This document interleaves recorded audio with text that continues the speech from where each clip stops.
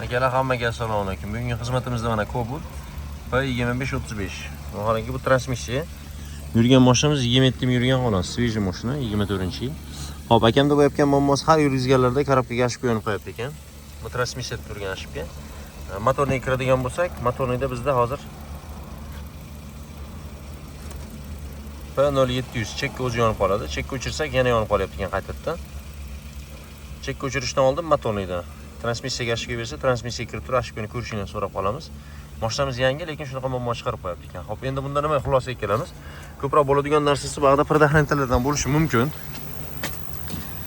Predahrant blokdan yoki yaxshi qotmagan klemalardan bo'lishi mumkin. Aslida shulardan chiqadi asli. Razyomlarga yokida mana predahrantlardan chiqishi mumkin. TCM predahrantni ko'rdik, zo'r. Buni ham massalarini ko'rdik. Bularni hamma tomonlari zo'r. Xohlasa muammosi yo'q ekan va oxiri parogga yetishga qaror qildik. Parogga yetganimizda mana sentralniy nimasi bor, mana ko'rib turibsizlar. Mana shu joyimizda hop, mana yerda suv sleti bor, suv. Mana suv kelganmi? Endi buni tagiga qaraydigan bo'lsak, mana qo'ldan chiqyapti mana. Qaydandir suv tushgan mana shu joyga. Hozir men razyom ochamiz, xudo xolasa. Razyom ochgandan keyin bitta qiziqib qaygacha o'tganini suvni ko'ramiz sizlar bilan birga. Zamon o'chirib qo'ying, bola. O'chirdim? Hop, hop, davom etamiz do'stlar. Biz zashovkasini, mana shu zashovkasi. Mana ikkita tilini pastga tushiramiz va mana bosib turib, mana tili bor o'zini pastga bosib turib, bir razyom pastga sursak, o'zi chiqib keladi mana shtekirimiz. Shtekirimiz ahvoli mana ko'rinishi. Mana korroziya bo'lgan bizda. Hozir mana shu korroziyasidan tozalaymiz hozir. Xudo xolasa mana suv ekstenib ketgan. Qolgan joylarga ham muammo bermabdi ham, yaxshi xudoga shukr. Akamizga hozir ko'rsatib qo'yamiz, bayon aytib qo'yamiz akamizga. Imkon darajasida mana shu joyga kelganda mana molni toza turibdi gofralar, значит, endi suv urganda mashaylik. Eshikning oldiga suv urishdi, mana shu rezinkalarga qarab qo'ying uxlatib. Rezinkalarda muammo bo'lsa, shuna qilib suv urib yuborsanglar, ichiga suv kiradi akalar. Shu yorib olasizlar. Hozir akamizga nashatini tozalab qo'yib, imkon darajasida hozir korobkaga ham ozgina ashib chiqib qolgan hisobiga orada urib qo'yapti ekan.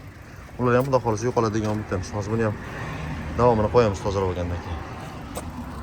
Do'stlar, mana razyomlarimiz. Tomoni ham mana shu holatga kelgan, tagida ham suv.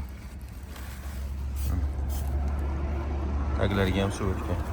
Bag'ini hozir tozalayapmiz sekin-asta. Hozir kompressorda yaxshilab fudab chiroyli qilib qo'yamiz az joyiga. Mana akalar, hozir toza holati, xudo xolasa. Toza bo'ldi. Hozir mana razyomlarimizni endi joyiga qo'yamiz, xudo xolasa. Mana shu burchakda turadi. Hozir qo'yib, buni ham zamon ochib ko'ramiz, xudo xolasa. Kechashib kelsak-a? Bo'ldi, ochmayman. Hop, mana o'sha ashibkamiz saqlangan bo'ldi, xudo xolasa. Ashibkamizni o'chirib qo'yingchi. Ashibkamiz ham o'chdi, xudo xolasa. Qara tekishib turadi, o'chirsa o'chmayapti turadi. Bittada o'chib, bittada yonyapti turadi. Nazorat ham qilib ko'ramiz, xudo xolasa. Nazorat bo'lishlari yaxshi. Sirazi qaytib chiqib qolyapti turadi o'chgandan keyin, hozircha o'ch.